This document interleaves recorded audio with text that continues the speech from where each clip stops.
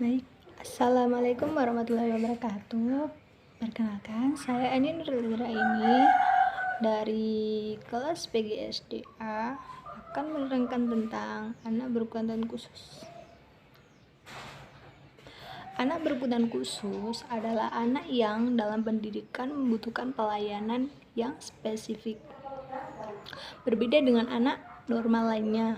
Pada umumnya, anak yang dikatakan ABK apabila ada sesuatu yang kurang atau bahkan lebih pada dirinya.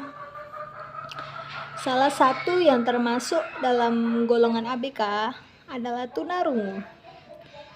Apa sih tunarungu itu?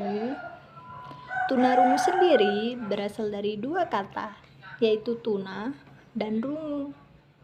Tuna artinya kurang dan rungu artinya pendengaran.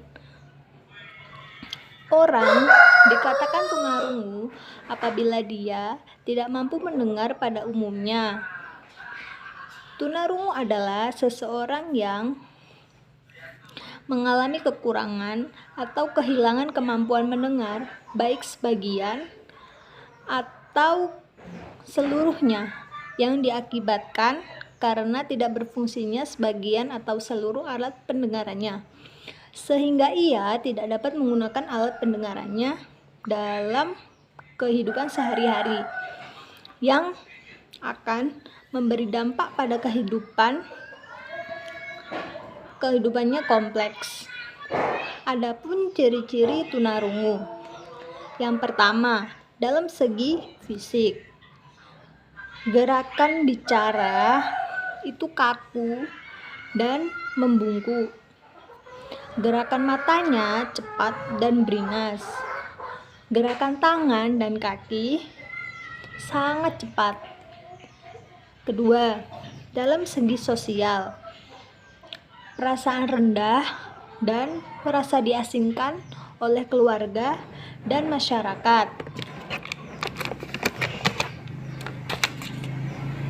Perasaan cemburu karena merasa diperlakukan tidak adil, kurang menguasai irama dan gaya bahasa.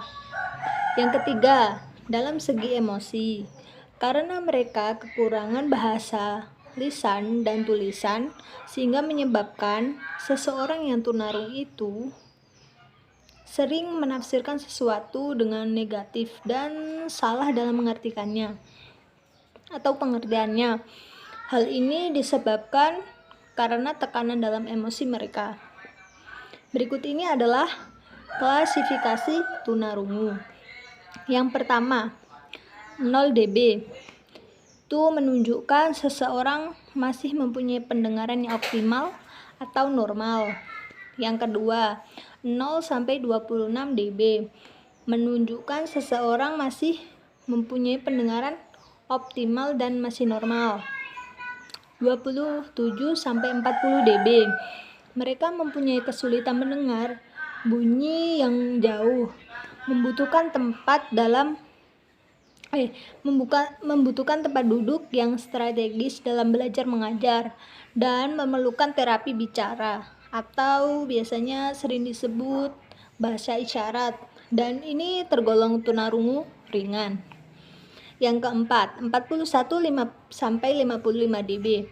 Mereka mengerti percakapan tetapi tidak bisa mengikuti diskusi di dalam kelas, membutuhkan alat bantu dengar dan terapi bicara, dan seperti bisa disebut bahasa isyarat tadi, dan ini tergolong tunarungu sedang.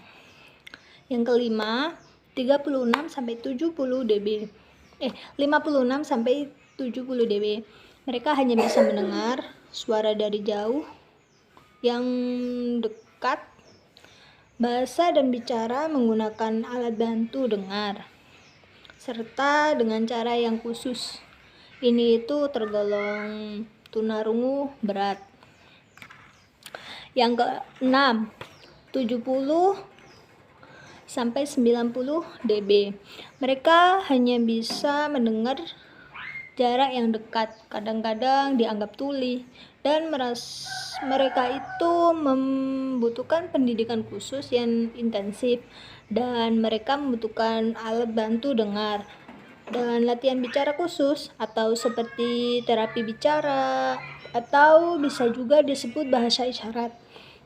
Dan ini itu tergolong tunarungu yang berat. Yang ketujuh itu 90 dB atau bisa lebih. Mereka mungkin sadar akan adanya bunyi atau suara, getaran, dan mereka itu banyak bergantung pada penglihatan dan pada pendengaran untuk menerima informasi, dan yang bersangkutan itu dianggap tuli, dan itu tergolong tunarungu yang sangat berat.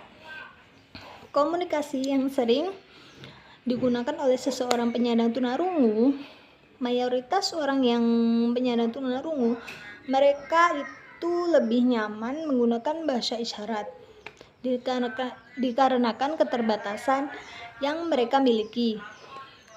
Kita sebagai orang normal, alangkah baiknya kita sendiri bisa ikut mempelajari bahasa isyarat, sehingga kita bisa lebih menghargai atau bisa berkomunikasi dengan mereka yang penyandang tunarungu. Berikut ini adalah contoh bahasa isyarat.